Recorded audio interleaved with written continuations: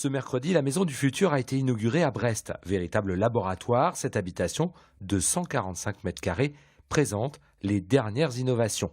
Cette tablette, par exemple, contrôle en permanence les consommations énergétiques et doit permettre de réduire la facture de 600 à 900 euros par an. Donc ici, en fait, on a les batteries.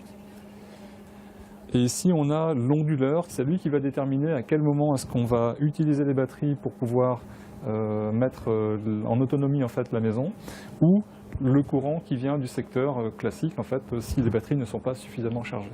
Cette maison iroise intègre le programme national Comepos, un travail avec des instituts de recherche et des constructeurs pour définir les normes énergétiques pour les futures maisons dès 2020. En 2020, on devra construire des maisons qui soient aussi économes en énergie. Mais il n'y a pas que le phénomène de l'économie d'énergie, il y a le phénomène du confort intérieur et de la facilité d'utilisation de la maison. Il faut que le particulier n'ait pas une usine à gaz à faire fonctionner, autrement il ne s'en sert pas.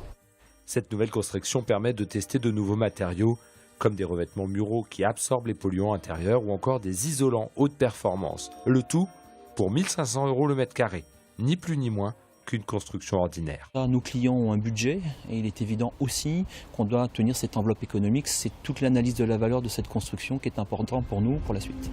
Désormais, le constructeur cherche des acquéreurs-testeurs pour habiter cette maison pendant 2 ans. Les données seront enregistrées et analysées au plan national. Candidature sur le site internet de l'entreprise de l'Anilly.